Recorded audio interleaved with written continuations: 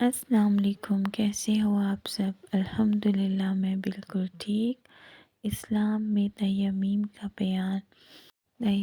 کے بیان پر روشنی ڈالتے ہیں۔ پانی نہ ملنے کی صورت میں پاک مٹی کو وضو یا غسل کی نیت کر کے اپنے ہاتھ اور منہ پر ملنا تیمم کہلاتا ہے۔ پانی نہ ملنے کی کئی صورتیں ہیں، مثلاً مسافر کو سفر میں پانی نہ ملے یا پانی کے مقام تک پہنچنے میں جان کا ڈر ہو، مثلاً گھر میں پانی نہیں ہے،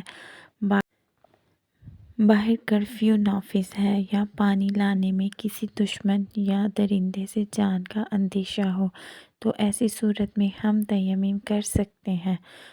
یہ وجہ برسوں سے موجود ہے۔ سیدنا ابو ذر سے روایت ہے، رسول اللہ صلی اللہ علیہ وسلم نے فرمایا، پاک مٹی مسلمانوں کا وضو ہے، اگرچہ 10 برس پانی نہ پائے۔ ام المومنین عائشہ سے روایت ہے کہ ہم رسول اللہ صلی اللہ علیہ وسلم کے ساتھ سفر پر نکلے۔ جب منزل پر پہنچے تو میرے گلے کا ہار ٹوٹ کر گر گیا۔ رسول اللہ صلی اللہ علیہ وسلم اس کو ڈھونڈنے کے لیے ٹھہر گئے۔ لوگ بھی ٹھہر گئے، وہاں پانی نہ تھا۔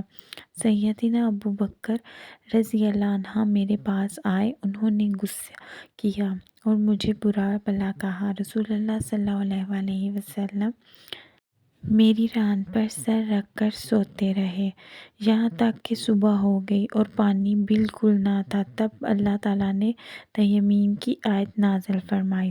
سیدنا حذیر انصاری کہنے لگے، اے ابو بکر کی اولاد، یہ تمہاری پہلی برکت نہیں ہے، یعنی اس سے پہلے بھی تمہاری وجہ سے اللہ تعالیٰ نے مسلمانوں کو فائدہ دیا۔ پھر ہم نے اونٹوں کو اٹھایا اور ہار اس کے نیچے سے نکلا۔ زخمی یا مرض کی حالت میں تیمم۔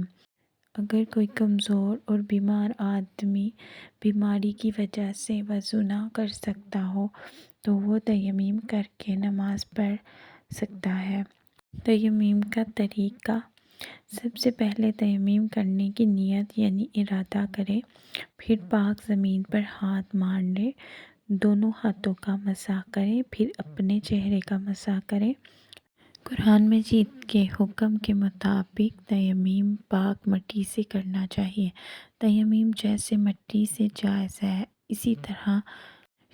اسی طرح شور والی زمین اور ریت سے بھی جائز ہے۔ ایک تیمم سے وضو کی طرح کئی نمازیں پڑھ سکتے ہیں، کیونکہ تیمم وضو کا قائم مقام ہے۔ جن چیزوں سے وضو ٹوٹتا ہے ان چیزوں سے تیمم بھی ٹوٹ جاتا ہے۔ اگر نماز پڑھ لینے کے بعد پانی کی موجودگی کا علم ہو جائے تو پانی سے وضو کر کے نماز دہرانے یا نہ دہرانے کا اختیار ہے، تاہم اگر دہرا لیں تو بہتر ہے۔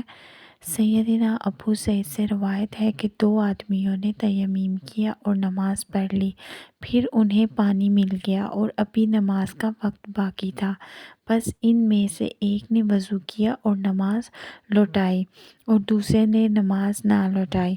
پھر انہوں نے رسول اللہ صلی اللہ علیہ وسلم سے پوچھا، بس آپ نے اس شخص سے کہا جس نے نماز نہیں لوٹائی تھی کہ تم نے سنت پر عمل کیا اور تمہاری تیمم والی نماز تمہارے لیے کافی ہے، اور دوسرے شخص سے کہا جس نے نماز لوٹائی تھی کہ تیرے لیے زیادہ اجر ہے۔ آئی ہوپ آپ کو میری ویڈیو اچھی لگی ہوگی۔